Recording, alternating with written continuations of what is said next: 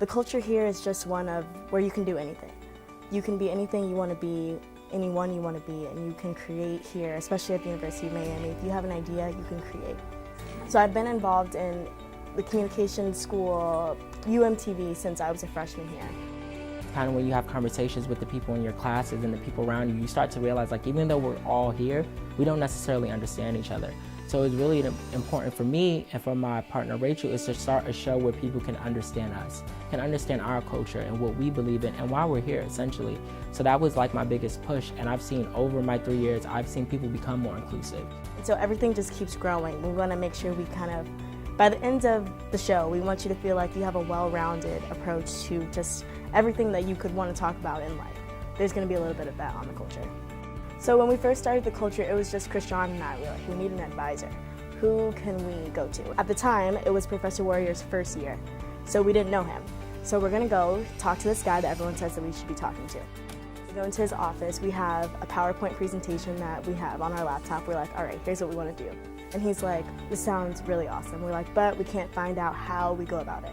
He literally gets up from his desk, goes and gets the answer to our question in like 5 minutes. We're like, all right, so we're not really gonna ask you anymore. Like, we're just gonna, like, can you be our advisor? He's like, of course. And ever since then, like, he's been amazing. He's instrumental in everything that we do here. We're just so grateful to have the dope professor. One of the things that I really love about the University of Miami is how progressive it is.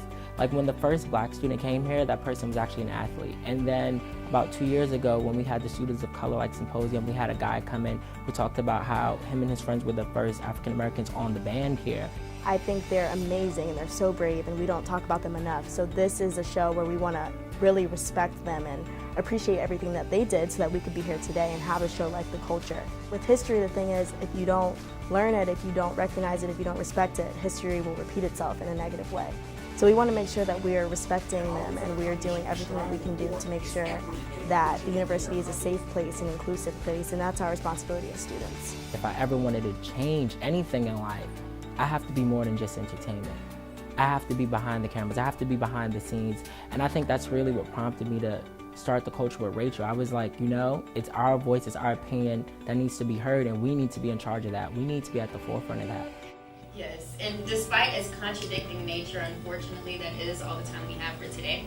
Thank you for joining us at the Roundtable, and we'll see you next time.